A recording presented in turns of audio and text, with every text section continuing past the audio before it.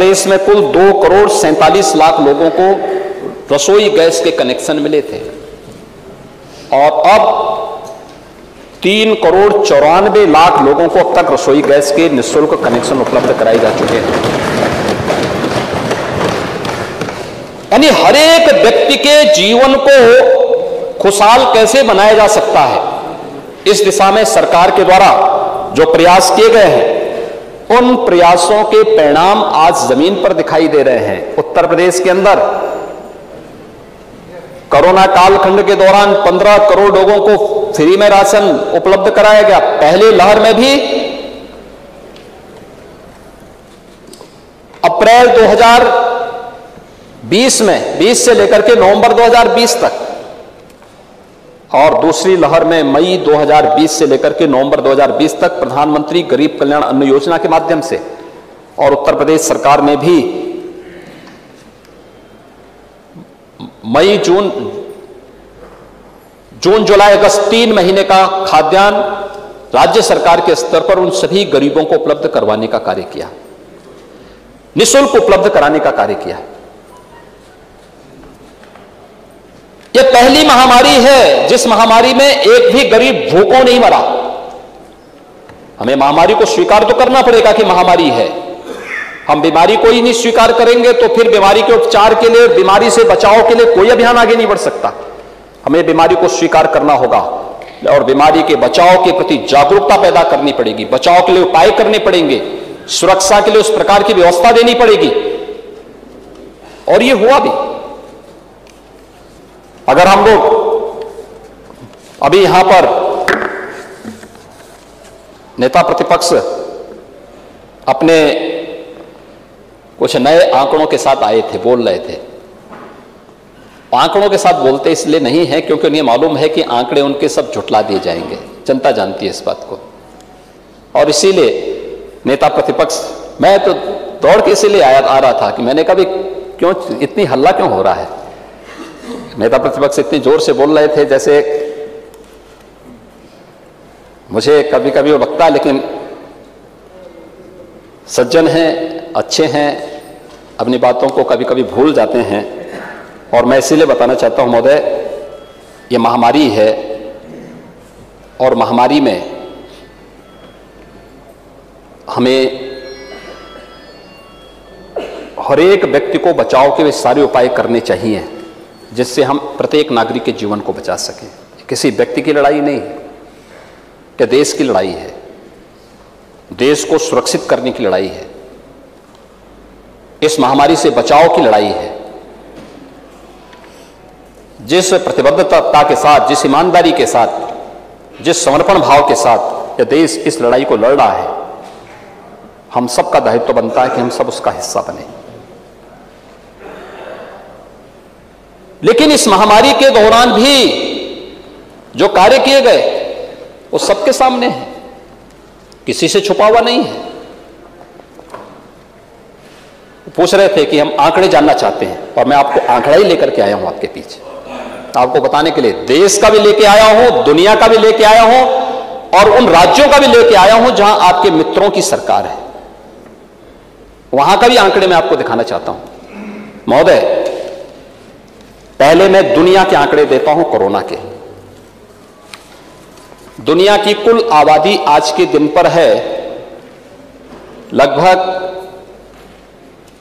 7.8 अरब, यानी 775 करोड़ के आसपास दुनिया की पूरी आबादी है, और इसमें कुल केस हैं 21 करोड़ से ज्यादा। मौतें हुई हैं 44 लाख से ज्यादा। रिकवरी रेट है 89.57% दुनिया का। देखिए, नोट करते रहिए। अब दुनिया की बड़ी बड़ी ताकतों की बात कर रहा हूं मैं। दुनिया की सबसे बड़ी ताकत अमेरिका माना जाता है। यह माना जाता है उसके पास अच्छा हेल्थ इंफ्रास्ट्रक्चर है, वहां पे हर व्यक्ति को फ्री में उपचार हो रहा है। हमारे कई मित्र जब कोरोना की दूसरी लहर उत्तर प्रदेश और देश के अंदर थी तब कहते थे कि वहां के मॉडल को अपनाना चाहिए, वहां का मॉडल अच्छा होगा, उन्होंने इतने लोगों को वैक्सीन दे दिया है। अमेरिका की कुल आबादी है 33 करोड़, कुल केस हैं 3 करोड़ 80 लाख। नोट करते जाइए। गुड्डू जमाली जी, आप भी नोट कर लीजिए, आप पढ़े लिखे हैं, आप याद रखते हैं। मौत हुई है 6,41,000, नोट करते जाइए। रिकवरी रेट है 79.73%। 79 जानते हैं ना, 79.73%। ये अमेरिका का है। अब एक और देश जहां आप लोग अक्सर जाने की ख्वाहिश पाले रखते हैं, इंग्लैंड। कुल आबादी है 6.6 करोड़, यानी 6 करोड़ 60 लाख। केस हैं 63 लाख। कुल मृत्यु हुई है 1,31,000 और रिकवरी रेट है 77.1%। ब्राजील, कहते हैं उत्तर प्रदेश और ब्राजील की आबादी लगभग बराबर है। ब्राजील में कुल केस हैं 2 करोड़, डेथ हुई है यानी कुल मौत हुई है 5,70,000। रिकवरी रेट है 92.5%।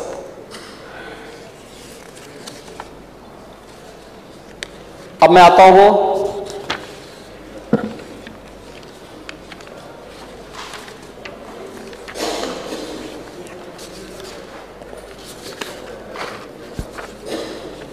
महाराष्ट्र तक। कहते हैं देश के अंदर महाराष्ट्र और उत्तर प्रदेश, महाराष्ट्र अर्थव्यवस्था में देश के अंदर नंबर 1 पर है। महाराष्ट्र की आबादी उत्तर प्रदेश की आधी आबादी है, लगभग 12 करोड़ की आबादी महाराष्ट्र की है। महाराष्ट्र के अंदर कुल केस हैं 64 लाख, मौत हुई है 1,39,000। रिकवरी रेट है 96%, यानी 96%। केरल, दुनिया प्रदेश के अंदर यह माना जाता है कि सबसे पढ़ा लिखा राज्य है केरल। आबादी है 3 करोड़ 46 लाख। कुल केस हैं 37 लाख। मौत हुई है 18,743, यानी केरल की आबादी उत्तर प्रदेश की आबादी का लगभग 8वां हिस्सा है और रिकवरी रेट है 97.5%। और अब मैं आता हूं भारत के अंदर। देश की कुल आबादी है 130 करोड़, कुल केस हैं 3.23 करोड़। कुल डेथ हुई हैं 4.3 यानी 4,33,000। रिकवरी रेट है 97.5%, यानी 97.5%। और महोदय, अब मैं आ रहा हूं उत्तर प्रदेश पर। आबादी है 24 करोड़। कुल केस हैं यानी कुल केस कोरोना की अब तक हुए हैं 17,08,000, दोनों मिलाकर के मार्च 2017 से लेकर के अब तक। कुल मौत हुई है 22,783, आज तक का डाटा दे रहा हूं। रिकवरी रेट है 98.6%, सबसे अंदर, सबसे अच्छा। मैंने दुनिया का भी दिखाया है, देश का भी दिखाया है। देश के अंदर सबसे पढ़े लिखे राज्य का भी दिखाया है, सबसे प्रगतिशील राज्य का भी दिया है और उत्तर प्रदेश का भी दिया है। अब आपको अपनी उपलब्धियों पर गौरव की अनुभूति नहीं होती तो गलती मेरी नहीं है, आपकी।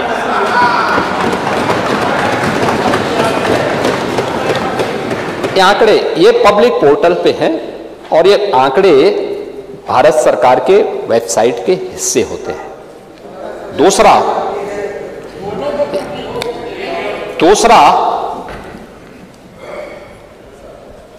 देखिए, इसमें सरकार की कम और संस्थाओं के द्वारा किए जाने वाले योगदान ज्यादा होते हैं। ICMR जुड़ा हुआ है इसके साथ, देश की प्रतिष्ठित संस्थाएं जुड़ी हुई हैं जो इस महामारी के दौरान कोरोना के वैक्सीन बनाने के लिए जिन्होंने योगदान दिया है। इसलिए वैज्ञानिकों का सम्मान करने की आदत हमारी होनी चाहिए। मुझे लगता है कि वे देश के लिए काम कर रहे हैं। आंकड़े छुपाने से उनका काम नहीं चलता है। आंकड़े जितना भी प्रकाशित करेंगे, उस पर जितना उनका कार्य होगा, उनके होमवर्क को उतना आगे बढ़ाएगा। देश के अंदर आप हेल्थ इंफ्रास्ट्रक्चर की बात कर रहे थे कि हमने ये कर दिया, हमने वो कर दिया, लेकिन आपकी उपलब्धि क्या थी? जब कोरोना आया था तब उत्तर प्रदेश में कोरोना टेस्टिंग की एक भी लैब नहीं थी, एक भी लैब नहीं थी। आज उत्तर प्रदेश में टेस्टिंग लैब, मैं कहता हूं देश के अंदर नेशनल इंस्टीट्यूट ऑफ वायरोलॉजी, ये पहले से है। पुणे में इसकी जांच हो रही थी और पहला केस आया था तो हमने सैंपल पुणे भेजे थे। और आज हम लोगों ने उत्तर प्रदेश में 4 लाख टेस्ट प्रतिदिन करने की क्षमता अर्जित कर ली है। 4 लाख टेस्ट आपके बलिया में भी टेस्ट होने शुरू हो गए हैं।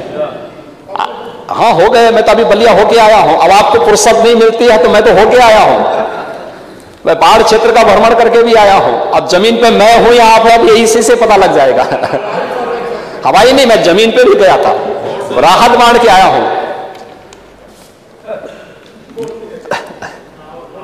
दूसरा, वैक्सीनेशन, यानी अब तक हम लोग लगभग, आज हम लोग 7 करोड़ लोगों का टेस्ट पूरा कर चुके होंगे। अब तक 7 करोड़ टेस्ट उत्तर प्रदेश के अंदर पूरे हो चुके होंगे। 6 करोड़ से अधिक लोगों को वैक्सीन दिया जा चुका है, फ्री वैक्सीन, सबको वैक्सीन, फ्री वैक्सीन आदरणीय प्रधानमंत्री जी ने सबको दिया है। ये वैक्सीन सबके लिए है। रिकवरी रेट सबसे अच्छी, पॉजिटिविटी रेट सबसे कम 0.01% उत्तर प्रदेश के अंदर है। मृत्यु दर सबसे कम, आबादी सबसे ज्यादा, और ये आंकड़े हैं हमारे। मैं ईश्वर से ही प्रार्थना करूंगा कि आप सदैव वहां बैठे रहें और 2022 में भी आपको बैठने का अवसर मिले। मेरी कामना है, यद्यपि देखिए आपके खिलाफ भाजपा का प्रत्याशी लड़ेगा तो मुझे प्रचार में जाना है और परिणाम क्या होगा ये भी आप जानते हैं, लेकिन सदन में तो मैं कामना कर ही सकता हूं आपके लिए। ये मैं जानता हूं कि आप जाएंगे और जाकर हम वोट आने की अपील करके आएंगे। महोदय, राशन की बात कर रहे थे, गरीब को राशन कह रहे थे 60 रुपए का खाद्यान्न और 150 रुपए का बैग। बैग 150 रुपए का नहीं है, नहीं, कुल 45 से 48 रुपए का बैग है। बैग 15 किलो का भी है और 25 किलो का भी है। मजबूत बैग है, वाटरप्रूफ बैग है और खाद्यान्न लेकर के आराम से निकल सकता है, जा सकता है। हर एक लाभार्थी को इसलिए दिया जा रहा है, बहुत सारे गरीब हैं जिनके पास नहीं होता है, नहीं लेके जा पाते हैं। और मुझे लगता है कि अगर आपको ये लगता है कि गरीब को नहीं मिलना चाहिए, तो मुझे लगता है कि हमारी सरकार तो बार बार इन गरीबों का समर्थन करेगी, उनको हर प्रकार की सुविधा देगी और हम लोग उसी के लिए आएंगे। महोदय, इस दौरान हम लोगों ने प्रदेश के अंदर, हमारी सरकार ने प्रधानमंत्री गरीब कल्याण पैकेज का हर एक तबके को लाभ दिया गया। अभी कांग्रेस की नेत्री कह रही थी यहां पर कि बहुत सारी बातें उन्होंने यहां पर कही। मुझे लगता है कि मुख्यमंत्री बाल सेवा योजना को, कोरोना से जो बच्चे अनाथ हो गए थे उन बच्चों के लिए सरकार लेके आई। उत्तर प्रदेश सरकार पहली सरकार है जिसने लागू किया। उन गरीब बच्चों को अटल आवासीय विद्यालयों में आधुनिक शिक्षा के साथ साथ उन बच्चों के लिए 4000 रुपये मासिक एक छात्रवृत्ति भी सरकार ने घोषित की है और उसकी पहली 3 माह की किस्त उन बच्चों को दे भी दी गई है। निराश्रित हुई महिलाओं के लिए भी हम एक योजना लेकर के आ रहे हैं, अभियान चल रहा है, बहुत जल्दी हम उसको भी लॉन्च करने जा रहे हैं। कोरोना कालखंड के अंदर जो लोग कोरोना के बगैर जिन लोगों का जीवन, अमूल्य जीवन समाप्त हुआ, उनके परिवार में भी कोई बच्चे इस प्रकार के होंगे, उनको भी हम आच्छादन के लिए योजना लेके आए हैं, उनको भी हम कवर कर रहे हैं। और हर एक तबके के लिए सरकार पूरी ईमानदारी, पूरी प्रतिबद्धता के साथ कार्य कर रही है और उसको आगे बढ़ाने के अपने लक्ष्य को लेकर के चल रही है। महोदय, मुझे इस अवसर पर बहुत कहने के लिए तो बहुत कुछ है, लेकिन मुझे लगता है कि आज जिस प्रकार के कार्यक्रम के साथ हम जुड़े हुए हैं, अगर उसी के साथ हम लोग चलेंगे तो अच्छा रहेगा। विस्तार तो काफी ज्यादा है। हम लोगों ने जो अनुपूरक बजट प्रस्तुत किया था, एक बात जो बेरोजगारी की बात हमारे नेता प्रतिपक्ष के द्वारा अपने शुरुआती भाषण में की गई थी, और कांग्रेस की नेत्री कह रही थी कि नौकरी कहां लगी है। मुझे लगता है मेरी बात को अगर नोट कर लेंगे तो मुझे आंकड़े नोट करने की आवश्यकता नहीं पड़ती। आप लोग नोट कर लेंगे तो आपको याद रहेगा कि आप लोग अपने भाषण में कह सकेंगे कि इस सरकार ने इतने लोगों को नौकरी दी है। नोट कर लेंगे, अच्छा रहेगा। देखिए, 1.5 लाख हम लोगों ने शिक्षक भर्ती किए हैं, 1,26,000 के आसपास बेसिक शिक्षा परिषद में, माध्यमिक, उच्च और तकनीकी शिक्षाओं को लेंगे 1.5 लाख शिक्षकों की भर्ती हुई है। पुलिस आरक्षी, police sub inspector, deputy SP आदि की जो नियुक्ति की प्रक्रिया हुई, लगभग 1.5 लाख से ऊपर इनकी भर्ती हुई है। 3 लाख तो यही 2 विभागों का मैं आपको दे दे रहा हूं। बाकी अन्य सभी विभागों को अगर आप देखेंगे, इसमें विद्युत विभाग भी है, जल शक्ति विभाग है, अन्य सभी विभागों का अगर आप देखेंगे तो अन्य सभी नियुक्तियों को लेकर के 4.5 लाख पंक्ति है। 4.5 लाख लोगों से कम की नौकरी नहीं मिली है और नौकरी की प्रक्रिया निरंतर आगे चल रही है, सरकारी नौकरी है। इसके अलावा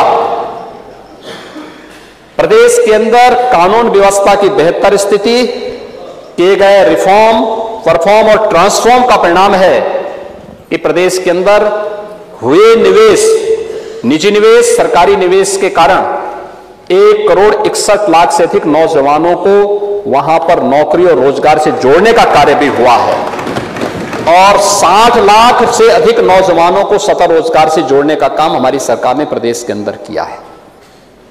और मैं तो ये सोचता था कि कांग्रेस नेत्री महिला होने के नाते मुझे इस बात के लिए धन्यवाद देंगे कि पुलिस की भर्ती में 20,000 तो केवल महिला आरक्षी भर्ती हुए हैं और 20,000 से अधिक। आपको तो मुझे धन्यवाद देना चाहिए था कि अभी पंचायत चुनाव हुए हैं, पंचायत चुनाव में 33% महिला आरक्षण है और महिलाओं में अगर आप देखेंगे, प्रधान क्षेत्र पंचायत समिति के सदस्यों में 46% जीते हैं, ब्लॉक प्रमुख में 56% जीते हैं, जिला पंचायत अध्यक्ष में और भी ज्यादा जीते हैं। अब इतनी अधिक संख्या महिलाओं का प्रतिनिधि, उनको भय हो सकता है महिलाओं से, आपको भले न हो, हम तो कर रहे हैं। नहीं, आरक्षण आप लेके आएंगे, आप तो तालिबान का भी समर्थन कर रहे हैं।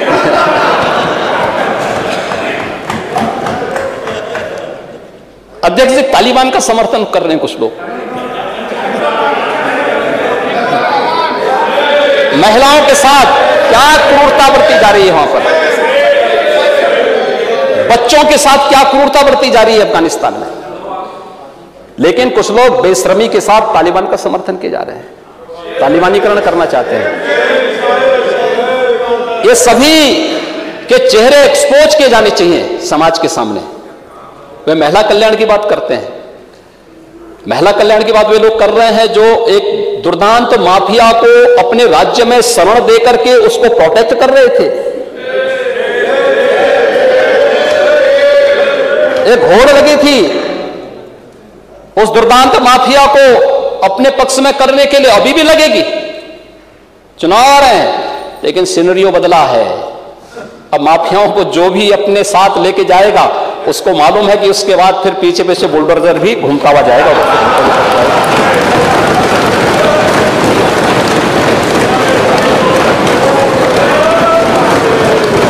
ये परिस्थितियां बदली हैं। अब हम देख रहे थे हमारी सरकार ने 1500 करोड़ रुपए की अवैध संपत्ति जब्त ही नहीं की बल्कि ध्वस्त भी की है।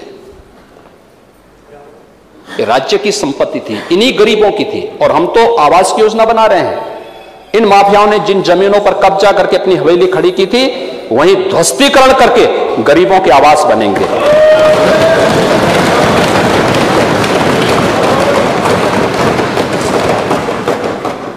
एक गरीब जाएगा वहां पे, एक गरीब रहेगा वहां पे, एक दलित रहेगा वहां पर। यह है सामाजिक न्याय। इन माफिया और अपराधियों को सिर में ढो करके हमारी सरकार नहीं चली है। इन माफियाओं को ढोने वाले लोग प्रदेश के पूरे परसेप्शन को खराब किए थे। पहचान का संकट आया था। और जहां तक बेरोजगारी की आप बात करेंगे, कोरोना कालखंड ने साबित किया उत्तर प्रदेश में दम है और उत्तर प्रदेश की दमदार सरकार वह कार्य करके दिखाएगी भी। 2016-17 में 17% से अधिक, यानी 17.5% से अधिक बेरोजगारी दर थी उत्तर प्रदेश में। और आज उत्तर प्रदेश में बेरोजगारी की दर 5% से नीचे आई है। और सरकार इस कार्य को, ये मेरे आंकड़े नहीं भैया, थोड़ा पढ़ने की आदत भी डाला करिए भैया। जमीन पे रहने की आदत डालेंगे तो कुछ सीखेंगे, अच्छी दे पाएंगे, लोगों को भाषण दे पाएंगे। देखिए भाषण जो है, मंचों पे आप जब गलत भाषण दे के आते हैं, पब्लिक भले उस समय करेगी, पीछे कोसती है, बाद में बोलते हैं कि बड़ा झूठा बोल के चला गया। ऐसा नहीं होना चाहिए। देखिए तथ्यों पर बोला जाना चाहिए, आंकड़ों पे बोला जाना चाहिए और मजबूती के साथ बोला जाना चाहिए। कुछ नहीं जी, सही बात हम बोल पाएंगे। आज देखिए आज का नौजवान अब बहुत स्मार्ट हो चुका है, बहुत तेज हो चुका है, हर एक चीज की ध्यान रखता है। वो टेलीविजन नहीं देखता होगा लेकिन उसको जानकारी है कहां पे कौन क्या कर रहा है। इसलिए इस बात को ध्यान रखना, वो आप लोगों की इन हरकतों से बहुत उसको पसंद नहीं आती है। और मैं इसीलिए आप जो ये अनुपूरक बजट आया है इसीलिए हम लोग आए हैं आपको सावधान करने के लिए। हाँ, आप सावधान हो जाइए। हमने बिजली इसीलिए घर घर पहले पहुंचा दी है कि अब नौजवान को अपना मोबाइल फोन चार्ज करने के लिए, स्मार्टफोन चार्ज करने के लिए दूसरे गांव नहीं जाना पड़ेगा। हर घर तक बिजली पहुंचा दी गई है। और मैं तो कांग्रेस नेत्री से भी कहूंगा थोड़ा क्षेत्र में भी ध्यान दिया करें, क्योंकि उनको मालूम ही नहीं कि गांव में 16 से 18 घंटे बिजली मिल रही है, नगरीय क्षेत्रों में 24 घंटे बिजली मिल रही है।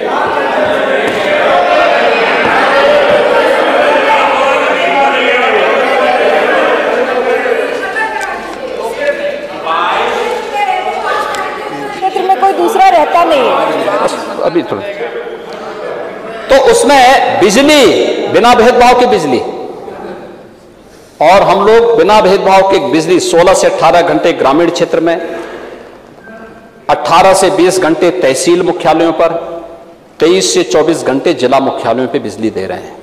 और 2017 से दे रहे हैं, 2017 से दे रहे हैं। ये सरकार की गांव के लिए, गरीब के लिए, किसान के लिए, नौजवान के लिए सरकार की नीति का हिस्सा है। हम कर रहे हैं। हमें लोगों के घर में, गरीब के घर में रोशनी अच्छी लगती है। आपको अंधेरा अच्छा लगता था, आपने वो काम किया। हमें रोशनी अच्छी लगती है, हमने वो काम किया। कुछ लोगों को अपने स्वयं के स्मारक बनाने में रुचि होती है, कुछ लोगों को देश के महापुरुषों के स्मारक बनाने में अच्छा लगता है। हम लोगों ने ये काम किया। हमें देश के महापुरुषों का, वीर योद्धाओं का, या अपने पौराणिक और ऐतिहासिक परंपरा से जुड़े हुए जो स्थल थे उनके सौंदर्यीकरण के कार्य हमें अच्छे लगे, हम वो काम कर रहे हैं। हम मां विंध्यवासिनी धाम का वहां पर सुंदरीकरण का काम कर रहे हैं। हर एक की अपनी पसंद होती है, अपनी होती है, हम वही काम कर रहे हैं। और महोदय, इसलिए कोरोना के बावजूद कोरोना महामारी ये महामारी है, असावधानी नहीं हो सकती, किसी प्रकार की लापरवाही नहीं हो सकती है। और हम लोग इसीलिए उसको लेकर के लगातार काम किए, हर एक व्यक्ति काम किया, अपने स्तर पर उसने प्रयास किए। उस दौरान भी सरकार ने, उत्तर प्रदेश ने बहुत सारे नए प्रयास किए, नए मॉडल यूपी ने दिए, जैसे निगरानी समितियों का मॉडल WHO ने सराहना की, नीति आयोग ने सराहना की। ऑक्सीजन ऑडिट का मॉडल, 24 करोड़ की आबादी में 700 मीट्रिक टन से हम ऑक्सीजन की आपूर्ति कर रहे थे। हम आभारी हैं प्रधानमंत्री जी के कि उन्होंने वायुसेना के विमान हमें उपलब्ध करवाए, ऑक्सीजन एक्सप्रेस उपलब्ध कराई, टैंकर्स उपलब्ध कराए, ऑक्सीजन की आपूर्ति करने में हमें और आसान हुआ, और बाद में बढ़ा करके हम इसको 1000 टन तक लेकर के गए। लेकिन ये ऑक्सीजन की आपूर्ति के लिए आज उत्तर प्रदेश PM केयर के माध्यम से, उत्तर प्रदेश सरकार ने अपनी निधि से, आप सब लोगों ने अपनी निधि से योगदान किया। आज हम लोग प्रदेश के अंदर 560 के आसपास ऑक्सीजन प्लांट लगा रहे हैं, जिसमें 300 से अधिक स्थापित हो चुके हैं, 300 से अधिक ऑक्सीजन प्लांट लग चुके हैं। और उस दौरान हम लोगों ने जीवन भी बचाने का पूरा प्रयास किया और जीविका को भी बचाने का प्रयास किया। कोई उद्योग धंधा बंद नहीं होने दिया, काम धंधा, वहां पे हमने कोविड केयर सेंटर बनाए, कोविड हेल्प डेस्क बनाई, लेकिन कार्यक्रम हमारे निरंतर चलते रहे। और निगरानी समितियों ने बहुत अच्छा काम किया, आंगनबाड़ी, आशा वर्कर, ANM, ग्राम प्रधान, क्षेत्र वहां के जो पार्षद नगरीय क्षेत्रों में थे, बहुत सराहनीय कार्य किया। मैं इनका सबका अभिनंदन करता हूं। कोरोना वॉरियर्स ने जो सेवा का अद्भुत मिसाल प्रस्तुत की, उन सबका अभिनंदन करता हूं। लेकिन विभिन्न विभागों के लिए भी स्वीकृति जारी करने में कोई कोताही नहीं की, कोरोना के बावजूद। जानते हुए अप्रैल से लेकर के अप्रैल, मई, जून 3 महीने लगातार सेकंड वेव के उसमें था प्रदेश, तो भी स्वीकृतियां जारी की गई, चाहे वह चिकित्सा शिक्षा का 9,141 करोड़ रुपए में से 4,262 करोड़, चिकित्सा एवं स्वास्थ्य 10,840 करोड़ में से 7,850 करोड़, परिवार कल्याण में 10,351 करोड़ में से 10,130 करोड़, भारी और मध्यम उद्योग में 14 करोड़ 14,987 में से 5,989 करोड़, लोक निर्माण विभाग 22,582 में से 3,729 करोड़, सिंचाई विभाग 18,899 में से 5,329 करोड़, नमामि गंगे में, ऐसे अलग अलग विभागों में स्वीकृतियां जारी करने में भी तेजी लाई गई। और बेहतर तरीके से इन सभी कार्यक्रमों को सरकार आगे बढ़ा रही है। इन चीजों को तेजी के साथ सरकार ने आगे बढ़ाया है। हमारे स्कूल, कॉलेजेस 9वीं क्लास से लेकर के ऊपर की सभी संस्थाएं प्रारंभ हो चुकी हैं। 23 अगस्त से हम लोग 6ठी से लेकर 8वीं तक की क्लासेस प्रारंभ कर रहे हैं, कोरोना प्रोटोकॉल का पालन करते हुए। 1 सितंबर से हमारा प्रयास है कि हम बेसिक शिक्षा परिषद के स्कूल को भी खोलें। कोरोना पर हमारी नजर है और मुझे बताते हुए आज कोरोना प्रदेश के अंदर भी नियंत्रण में है। आज प्रदेश के अंदर कुल आज के केसेस देखेंगे तो मुझे लगता है केवल 32 केस प्रदेश के अंदर है और एक्टिव केस अगर आप देखेंगे 400 केस हैं। कोरोना पर प्रभावी नियंत्रण, लेकिन साथ साथ सावधानी और सतर्कता पूरी बरतने का प्रयास सरकार के स्तर पर चल रहा है और उस दौरान हर एक गतिविधि को तेजी के साथ आगे बढ़ाने का कार्य सरकार कर रही है। महोदय, अनुपूरक बजट 7,301.52 करोड़ रुपए की व्यवस्था इस अनुपूरक बजट में की गई है और इस वर्ष का ये प्रथम अनुपूरक है। इस मामले में मैं जो बताना चाहूंगा कि हम लोगों ने जो व्यवस्था की है, यह बजट अलग अलग वर्ष के बजट को हम लोगों ने अलग अलग, पहला बजट 2017 में हम लोगों ने देश के अन्नदाता किसानों को समर्पित किया था। देश के अन्नदाता किसान देश की प्रगति के योगदान देने के लिए जो उन्होंने कृषि क्षेत्र को आत्मनिर्भरता की ओर ले जाने का कार्य किया और इस दिशा में जो प्रयास हुए हैं, ऋण माफी से लेकर के प्रधानमंत्री कृषि सिंचाई योजना को लेकर के प्रधानमंत्री फसल बीमा योजना, प्रोक्यूरमेंट की योजना, हमें सिखा रहे थे प्रोक्यूरमेंट तो एमएसपी तो हम लोगों ने दिया किसानों को, और एमएसपी का लाभ लागत का 1.5 गुना लाभ पहली बार मिला। और एमएसपी तब तक बेमानी है जब तक आप किसान की उपज को खरीदते नहीं। किसान की उपज को खरीदना का कार्य हमारी सरकार ने किया, पूरी ईमानदारी के साथ किया। और विगत वर्ष आप कह रहे थे, नेता प्रतिपक्ष मेरी बात को नोट कर लेते अच्छा होगा, हम लोगों ने गेहूं क्रय रिकॉर्ड मात्रा में किए। देखिए 2016 के भी आंकड़े मेरे पास हैं गेहूं क्रय के। 2016 में समाजवादी पार्टी की प्रदेश में सरकार थी, आपने नोट कर लीजिए अच्छा रहेगा, आपने जब आप अपनी भाषण में कह ही चुके हैं महोदय। 6 लाख मीट्रिक टन गेहूं का प्रोक्यूरमेंट आढ़तियों के माध्यम से समाजवादी पार्टी ने 2016 में किया था, और हम लोगों ने इस वर्ष कोरोना महामारी के बावजूद 56 लाख मीट्रिक टन गेहूं का क्रय किया। 56 लाख मीट्रिक टन।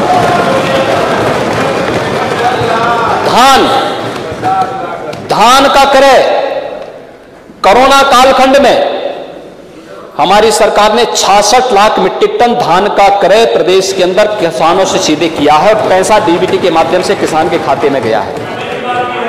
गन्ना किसानों की बात कर रहे थे, जब हम 2017 में आए थे 2010 से गन्ना मूल्य का भुगतान नहीं हुआ था, तमाम चीनी मिलें बंद हो चुकी थी, किसानों में निराशा थी, हताशा थी। हम लोगों ने गन्ना मूल्य के भुगतान को और चीनी मिलों को चलाने का जो अभियान चलाया, आज प्रदेश के अंदर 119 चीनी मिलें हम लोगों ने प्रदेश के अंदर कोरोना कालखंड में भी चलाई हैं, और अब तक 1,41,000 करोड़ रुपए का गन्ना मूल्य का भुगतान भी किए हैं। 81% से अधिक गन्ना मूल्य का भुगतान हो चुका है।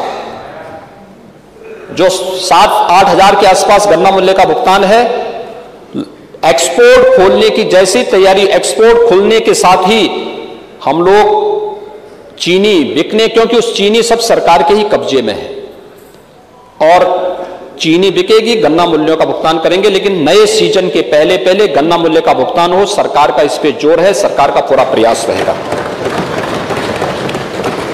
लेकिन महोदय, मैं प्रदेश के अपने युवाओं को, जिन युवाओं के कारण यह देश एक नई ऊर्जा के साथ आगे बढ़ता है, जिनको हम लोगों ने अब तक रोजगार और नौकरी दी है, जिनके स्वावलंबन के लिए और जिनके लिए हमने देश और दुनिया का परसेप्शन अच्छा किया है, वो जाएगा। यूपी का नौजवान कहीं जाएगा, अब कहीं मुंह छुपाने की नौबत नहीं आएगी, जाएगा गर्व से कहेगा उत्तर प्रदेश से है। ये बात कह सकता है उत्तर प्रदेश का नौजवान। समाजवादी पार्टी के समय ये नहीं होता था, और छुपाता था अपने नाम को, कहता था यूपी नहीं बताता था, वो दिल्ली बता देता था, कहीं और जगह बताता था। नेता प्रतिपक्ष अच्छी तरह जानते हैं इन सब चीजों को, उनको मालूम है। लेकिन आज उत्तर प्रदेश का नौजवान कहीं भी जाएगा, दुनिया उनके लिए पांव पल के पिछा करके बैठा हुआ है, आएगा उसको हम रोजगार और नौकरी देंगे। लेकिन उत्तर प्रदेश के नौजवानों को उत्तर प्रदेश में नौकरी और रोजगार हम दे रहे हैं, और इसीलिए इस अनुपूरक बजट को अपने प्रदेश के उन कोरोना वॉरियर्स के साथ साथ अपने प्रदेश के युवाओं को हम समर्पित कर रहे हैं, जिनके लिए कि नए युग का सृजन युवकों तुम्हारे हाथ में है। समूचा जग युवा पीढ़ी तुम्हारे हाथ में है। प्रबल फौलाद सच मानो तुम्हारे गात में है। नए युग का सृजन युवकों तुम्हारे हाथ में है। सफलता तो तुम्हारी बात में है, जज्बात में है। नए युग का सृजन युवकों तुम्हारे हाथ में है। युवा पीढ़ी के जज्बात को नेता प्रतिपक्ष आप नहीं समझ पाएंगे, क्योंकि आप लोगों ने तो जब सरकार में थे नौकरियों को गिरवी रख दी थी, निवेश बंद हो चुका था, दंगे होते थे, नौजवान फंसा दिए जाते थे, झूठे मुकदमे लाद दिए जाते थे। एवरेज हर तीसरे दिन एक दंगा होता था यूपी में। आज क्या है? आज दंगा मुक्त प्रदेश। हाँ।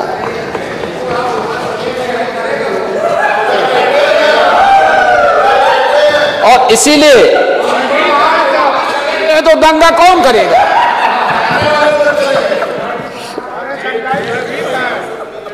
और इसीलिए हमारी सरकार ने तय किया है, हम लोगों ने एक निधि का गठन किया है। सरकार के स्तर पर 3,000 करोड़ रुपए की यह एक निधि प्रारंभ हो रही है। 1 करोड़ नौजवानों को टैबलेट या स्मार्टफोन की सुविधा उपलब्ध कराई गई। स्नातक, प्रास्नातक, तकनीकी और डिप्लोमा करने वाले नौजवानों को हम इस योजना के साथ जोड़ेंगे और उसकी आवश्यकता के अनुरूप डिजिटल एक्सेस भी उसको फ्री में उपलब्ध करवाने का कार्य करेंगे। इस निधि में एक प्रावधान होगा कि हम CSR से भी, अन्य वित्तीय संस्थाओं से भी और विश्वविद्यालय और अन्य संस्थाओं से भी हम इसमें राशि लेकर के एक बड़ा कोष का गठन करेंगे और हर नौजवान के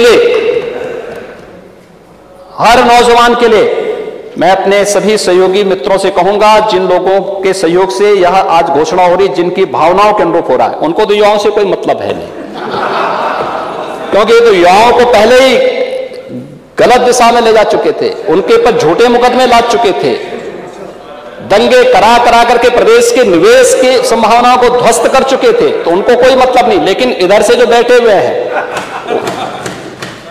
उसमें भी तो वे लोग सब समझ रहे हैं। और उन सभी नौजवानों के लिए हमारी सरकार ये भी व्यवस्था कर रही है कि हमारा नौजवान जब किसी कंपटीशन की तैयारी करने के लिए जाएगा तो उसको हम भत्ता भी देंगे। किसी भी प्रतियोगी परीक्षाओं के लिए जाने के लिए एक नौजवान को कम से कम 3 प्रतियोगी परीक्षाओं में जाने के लिए भत्ता देने का काम सरकार करेगी। इस एक बड़ी योजना को लेकर के 3,000 करोड़ रुपए का एक कोष इस अनुपूरक बजट में लेने के लिए आए थे और युवाओं के लिए था, इसलिए ये लोग विरोध कर रहे हैं। मैंने इसीलिए कहा ना कि युवा विरोधी है ये लोग। तो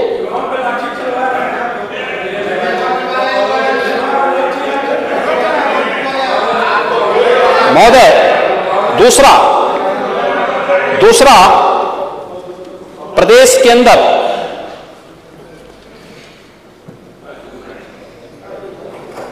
कितना अच्छा काम किया था निगरानी समितियों ने। आंगनबाड़ी, आशा वर्कर और उन लोगों ने अल्प मानदेय पर, जब मैं देख रहा था विपक्ष के बहुत सारे नेताओं को, मैं मानता हूं बहुत सारे लोग कोरोना से संक्रमित हुए, मैं स्वयं संक्रमित हो चुका था, लेकिन बहुत सारे लोगों ने तो हिम्मत ही हार दी थी। लेकिन तब भी गांव घर वे समितियां जा रही थी, निगरानी समितियां जा रही थी, तो उसमें जो बहुत अच्छा काम किया था, इसलिए सरकार ने निर्णय लिया है आंगनबाड़ी कार्यकर्ती, सहायक कार्यकर्ती, आशा संगनी, पीआरडी जवान, रोजगार सेवक, यानी जो अल्प मानदेय पर कार्य करने वाले थे, इन सबके मानदेय पर बढ़ोतरी करने का काम सरकार करेगी।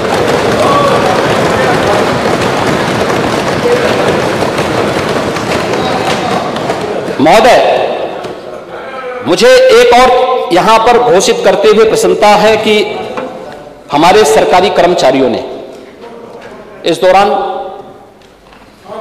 तमाम चीजों को कार्य किया है। तो सब जानते हैं किससे नाराज है, जानते हैं, वो जानते हैं। महोदय, कोरोना कालखंड के दौरान सभी विपक्षी नेता होम आइसोलेशन में थे, भगवान करे होम आइसोलेशन में रहे।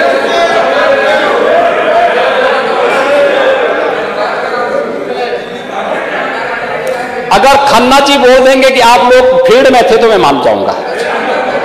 खन्ना जी क्या मानते हैं? आप मानते हैं वो फील्ड में थे?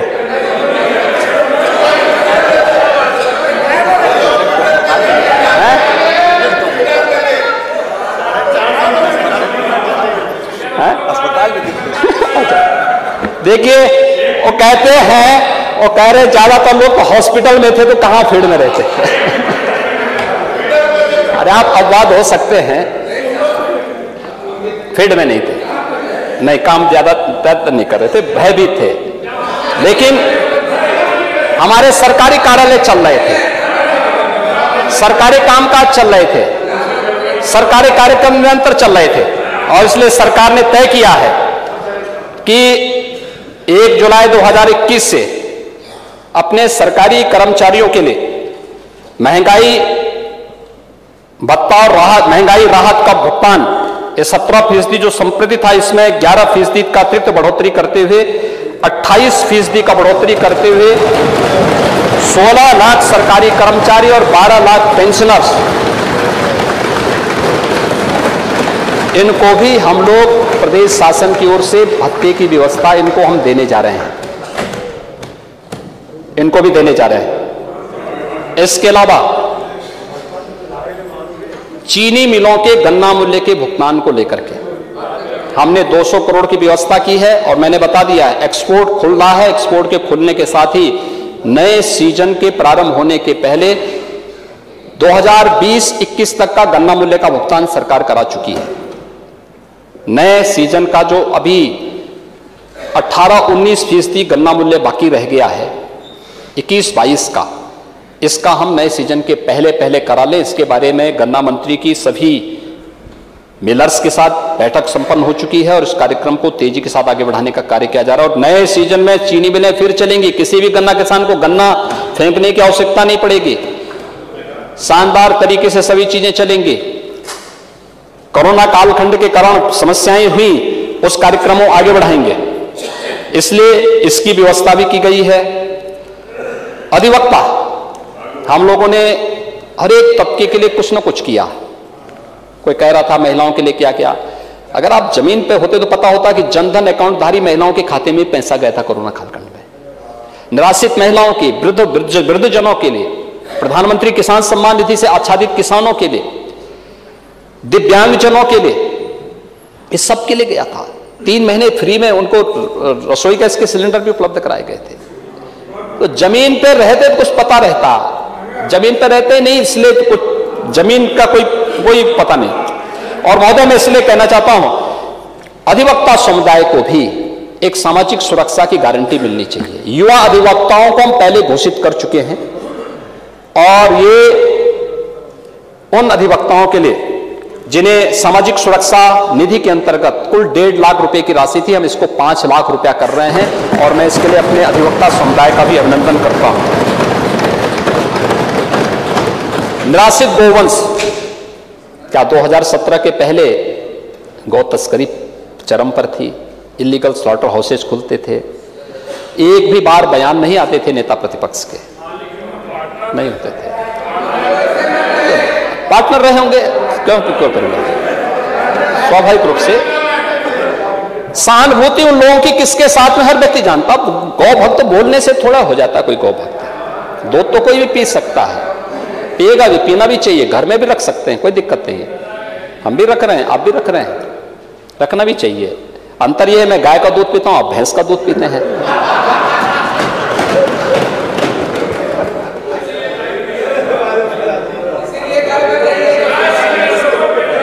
और हम लोग, हमारी सरकार ने ही उत्तर प्रदेश 6 लाख गौवंश हमारी निराश्रित गौ आश्रय स्थल में है। हम लोगों ने वो तो मैं जानता हूं, वो तो देखिए, इस सच्चाई को आप बोल रहे हैं, ये सच्चाई यही तो नेता प्रतिपक्ष हमारे बोल चुके हैं। उन्होंने पहले कहा कि हम पालते हैं तो दूध पी करके सड़क पे छोड़ भी देते हैं, ये भी सच्चाई है, ये भी सच्चाई है। और महोदय, 3 प्रकार की स्कीम, निराश्रित गौ आश्रय स्थल, दूसरा किसानों को भी हम लोगों ने 4 गोवंश तक रखने के लिए अनुमति दी है। निराश्रित गौ आश्रय स्थल से कोई किसान ले जाता, 90,000 गोवंश इस प्रकार का है जिसे किसान अपने घर में पाल रहा है। पर गोवंश, हर गोवंश पे हम 900 रुपये हर महीने उस किसान को उपलब्ध करा रहे हैं। आप अपने घर में पालिए ना, तो हम आपको उपलब्ध करा देते हैं, डीबीटी के माध्यम से दे देंगे, पैसा ऑनलाइन जाएगा। और तीसरा है, कुपोषित माताओं को या कुपोषित बच्चों के परिवार जनों को एक गाय, ब्याही हुई गाय, उसको उपलब्ध करवा देना, और ये उपलब्ध कराया जा रहा है। इसमें भी काफी परिवार आच्छादित हुए हैं, और इसमें महिला और बाल विकास विभाग इस योजना के साथ जुड़ करके, पशुपालन विभाग के साथ जुड़ करके इस कार्यक्रम को आगे बढ़ा रही। उसके लिए भी हम लोगों ने अनुपूरक बजट में पैसा दिया, इसलिए लोग विरोध कर रहे हैं, क्योंकि किसानों के हित से जुड़ा हुआ है और गौ माता से जुड़ा हुआ है, इसलिए विरोध कर रहे हैं। मैं सोचता था कि कम से कम बहुजन समाज, ये तो बाबा साहब भीमराव अंबेडकर की नीतियों के विरोधी पहले से रही समाजवादी पार्टी, पहले से रही है, घोषित विरोधी, और इसलिए जनता ने चुनाव के खारिज कर दिया इनको। लोकसभा चुनाव में आप दोनों मिलकर लड़े थे ना, क्या दुर्गति करती जनता। और इसीलिए मैं मानता था कम से कम आप बोलेंगे बाबा साहब भीमराव अंबेडकर जी का एक स्मारक लखनऊ में हम लोग बनाने जा रहे हैं, उसके लिए भी धनराशि की व्यवस्था की है। और ये चीज कम से कम धन्यवाद देते, इसका मतलब अनुपूरक बजट का विरोध किया, आप इस स्मारक का विरोध कर रहे हैं। महोदय, स्वच्छ भारत मिशन, गरीबों के लिए सामुदायिक शौचालय और ओडीएफ प्लस के लक्ष्य को प्राप्त करने के लिए जो प्रयास प्रारंभ हुए हैं, उसके लिए धनराशि का प्रावधान किया गया, लोग विरोध कर रहे हैं। यह केवल नारी गरिमा का ही प्रतीक नहीं, यह हमारे लिए स्वास्थ्य सुरक्षा की गारंटी भी देने वाला है। और यह धनराशि की व्यवस्था इसीलिए की गई है। अयोध्या और वाराणसी के विकास के लिए भी प्रातः से, तो हम जानते हैं पहले से घोषित आप विरोधी हैं, तो आप तो इसका समर्थन नहीं करेंगे, समर्थन इधर ही के लोग करेंगे। तो हमारे पक्ष के लोग पहले से इसका समर्थन कर रहे हैं, तो इन्हीं लोगों के प्रस्ताव पर यह भी किया जा रहा है। संस्कृत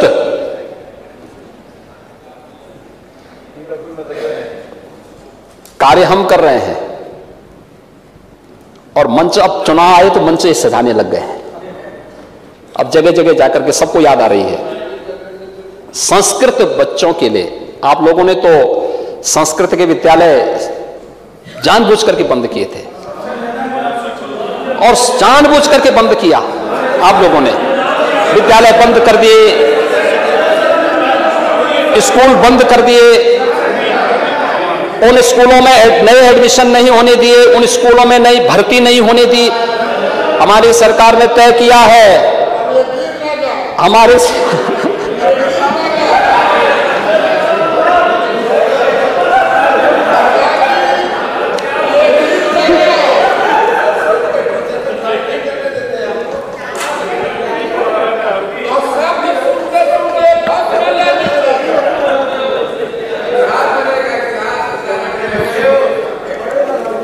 महोदय, हम लोगों ने तय किया है हर विद्यालय में, संस्कृत के विद्यालय में जितने शिक्षक पद खाली पड़े हुए हैं, हम लोगों ने जिले के अंदर ही टीम गठित कर दी है।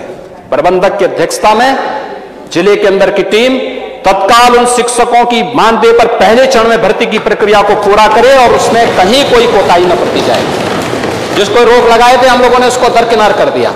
दूसरा, संस्कृत विद्यालयों में पढ़ने वाले बच्चों के लिए व्यवस्था, उनको किसी प्रकार की सुविधा नहीं मिल पाती थी, उन बच्चों के लिए भी सरकार ने एक स्कॉलरशिप की व्यवस्था की है, और उसका प्रावधान भी इसमें आज किया जा रहा है। मैं आज के इस अवसर पर जो एक कार्यक्रम यहां पर किए जा रहे हैं, यहां पे जो आज अनुदान हमारे सहयोगी वित्त मंत्री जी ने यहां पर प्रस्तुत किया है, मुझे लगता है कि अच्छा होता कि वह पहले एक बार नेता प्रतिपक्ष के साथ उनको बैठ जाना चाहिए था। नेता प्रतिपक्ष को आपने शाहजहांपुर की मिठाई खिलाते और नेता प्रतिपक्ष को बाटी चोखा भी उनका खाते तो अच्छा रहता। भाई बाटी चोखा खिलाया करें इनको, वित्त मंत्री जी को, जिससे आपके साथ बैठ करके आपके सुझाव को ले सकें। और मैं धन्यवाद दूंगा वित्त मंत्री जी को, अपर मुख्य सचिव वित्त और वित्त आयुक्त को, वित्त विभाग के सभी अधिकारी कर्मचारियों को, जिन्होंने इन नई मदों के माध्यम से प्रदेश के अंदर इस नई सोच को आगे बढ़ाने के लिए अपना योगदान किया है। और आप सबका मैं एक बार फिर से धन्यवाद करूंगा कि कोरोना कालखंड में कोरोना से बचाव करते हुए इस लड़ाई को मजबूती के साथ आगे बढ़ाने के साथ साथ हम इस कार्यक्रम को आगे बढ़ा रहे हैं। अध्यक्ष जी, मैं आपका आभार व्यक्त करता हूं कि आपने मुझे इस पर बोलने का अवसर दिया। बहुत बहुत धन्यवाद। यही करना है, यही डायरेक्ट। माननीय अध्यक्ष जी,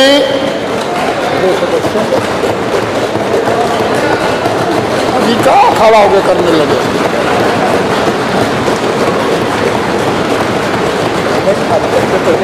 खूब तबेला बजाइए और 22 में पता चलेगा बजाने का।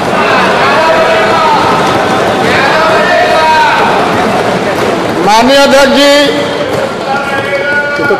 माननीय मुख्यमंत्री जी ने जो उबाऊ, असत, सत्य से परे और जो जनता को भटकाने वाला अपना प्रवचन दिया है वो बिल्कुल तथ्य से परे था। जो हमने सवाल उठाए थे, जो भाजपा ने सवाल उठाए, जो कांग्रेस ने सवाल उठाए, जो भाजपा ने सवाल उठाए, एक का भी जवाब माननीय मुख्यमंत्री जी ने नहीं दिया। इतना जरूरी इन्होंने शो किया, हमको पहले पता चला हम लोगों का कि ये जुआ प्रेमी है। अब जुआ पर बड़ा इन्होंने कविता कहा, नौकरी नहीं दिया, न कुछ नहीं दिया। तो मैं उस नौजवानों से कहना चाहता हूं कि जवान हो तो जिंदगी के जीत पर यकीन कर, जवान हो तो जिंदगी के जीत पर यकीन कर। अगर कहीं बाहर हो तो खींच ला जमीन पर। गम के हैं ये 4 दिन, सितम के थे हम 4 दिन। ये गुजर जाएंगे, ये चले जाएंगे और तुम्हारी जिंदगी के जिंदगी चाँद आ जाएंगे। इसके तेज मानी कोरोना का आंकड़ा नहीं दिए, आंकड़ा दुनिया का दिए। बात हो रही है कि हमारे पिताजी का कितना खेत था, तो हो रहा है कि हमारा नाना जी का इतना खेत था। दुनिया से लेना देना नहीं है। हमारा भाई, हमारा बाप, हमारा ससुर, हमारी फूफा, हमारी माँ, हमारी बहन, इस कोरोना काल में ऑक्सीजन के अभाव में, बेड के अभाव में, टेंशन के अभाव में, दवा के अभाव में कितना जान गई। तो इजराइल में इतना गया, केरल में इतना गया, महाराष्ट्र में इतना गया, हमारे घर में कितना गया। माननीय मुख्यमंत्री जी, मैं आपको दोषी नहीं मान रही, महामारी है। गांव के गांव जाके पता लगवाइए तो गांव के गांव शमशान बने हुए थे।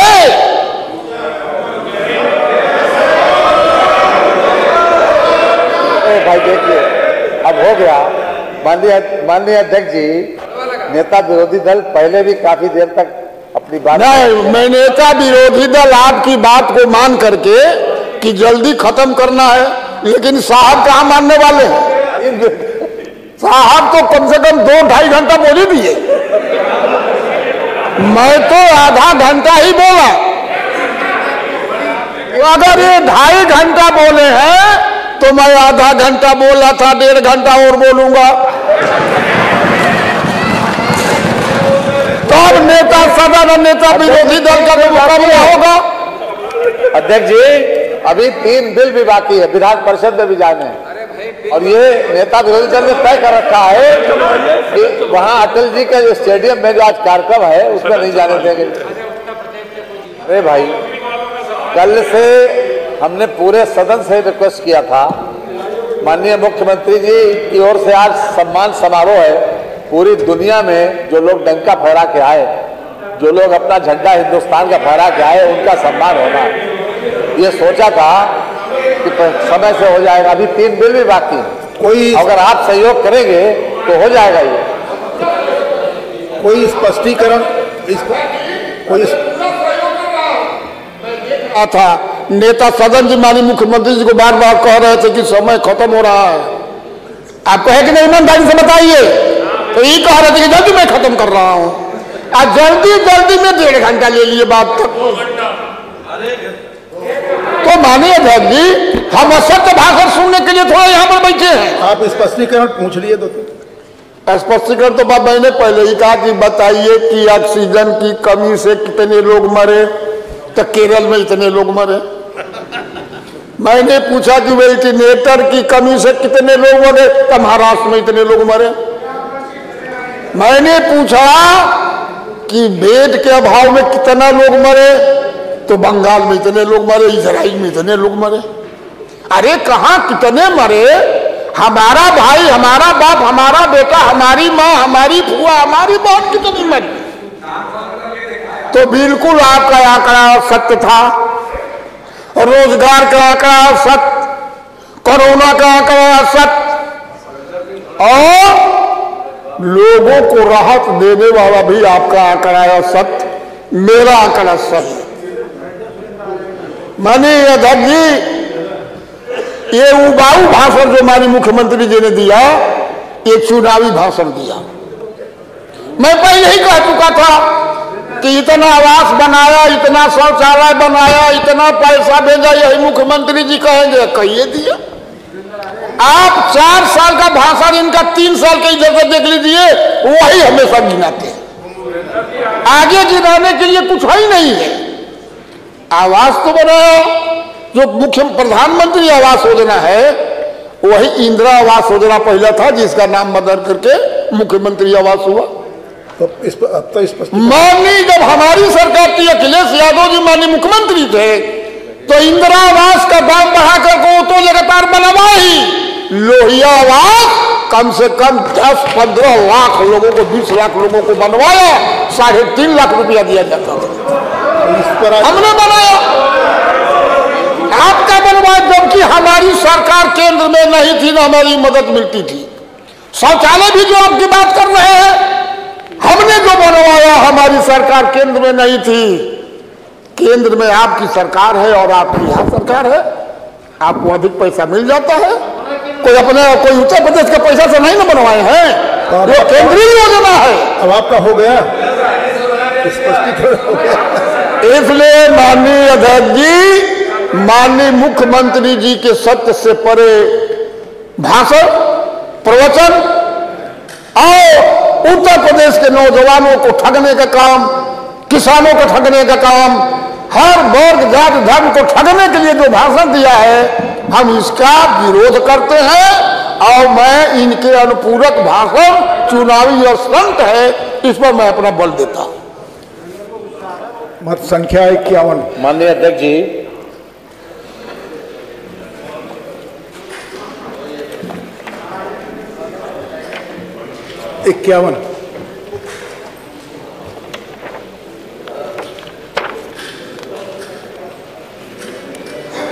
माननीय अध्यक्ष जी,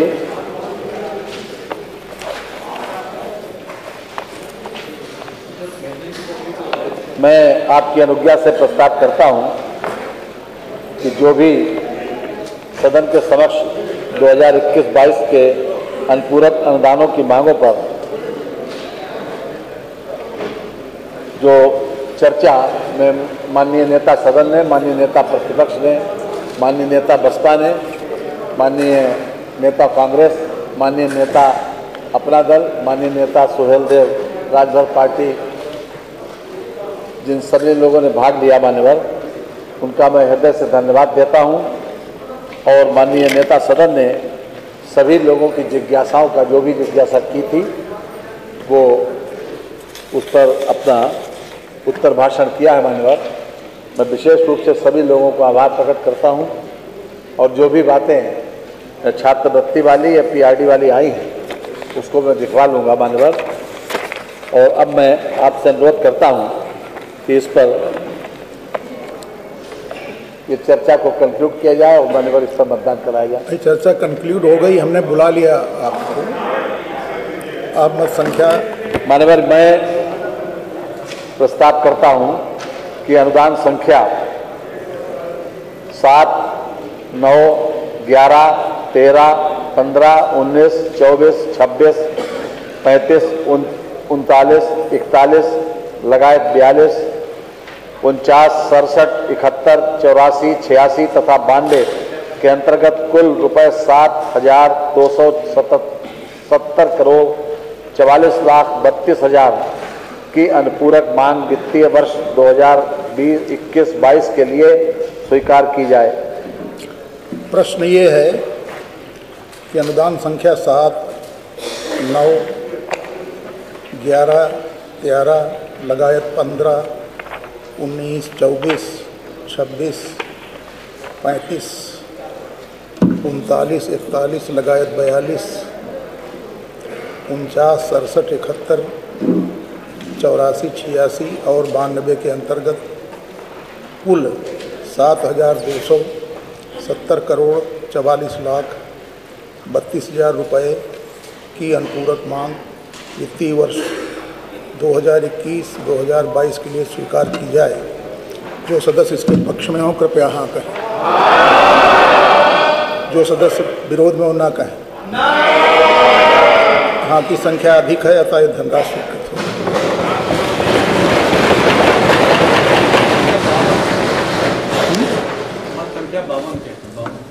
मत संख्या 52। माननीय, मैं उत्तर प्रदेश मैं आपकी अनुज्ञा से उत्तर प्रदेश विनियोग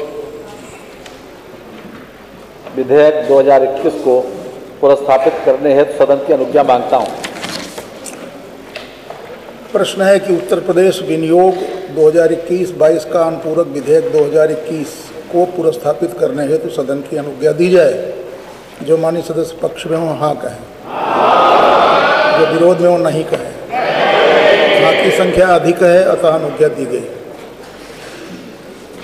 माननीय, मैं आपकी अनुज्ञा से हमारे पास तो उत्तर प्रदेश विनियोग अच्छा विधेयक 2021 को पुरस्कृत करता हूं।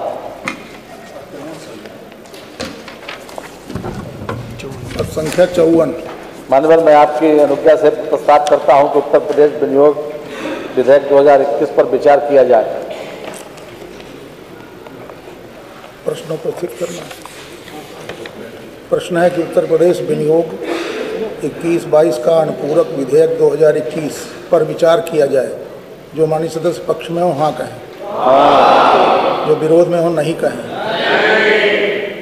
हाँ की संख्या अधिक है अतः प्रस्ताव स्वीकृत हुआ। खंडसा विचार।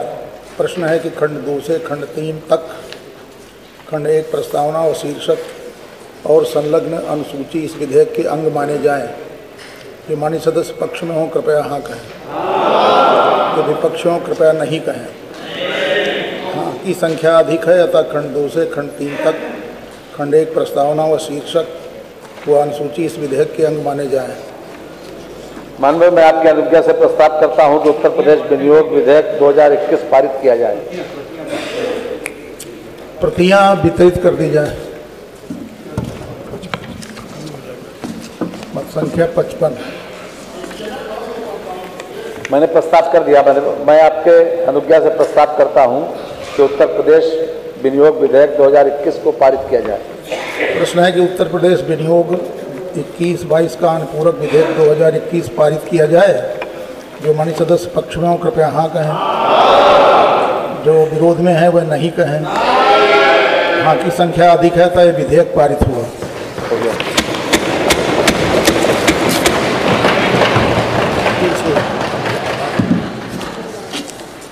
आज नियम 301 की कुल 73 सूचनाएं प्राप्त हुई, जिनमें सभी माननीय सदस्यों की सूचनाएं स्वीकार की गई। अब द्विवेदी क्या करना है?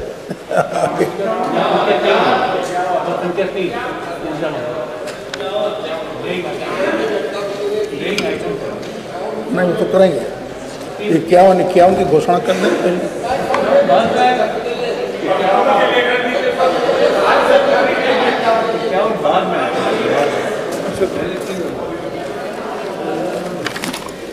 तीन मत संख्या 3 माननीय ऊर्जा मंत्री।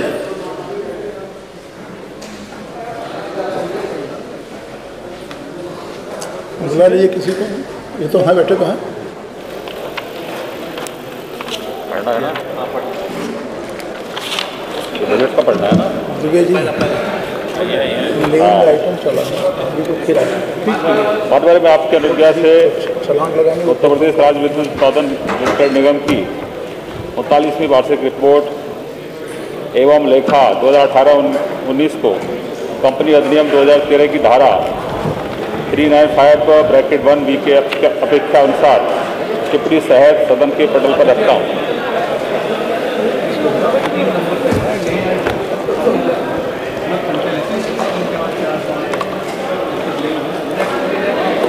कौन सा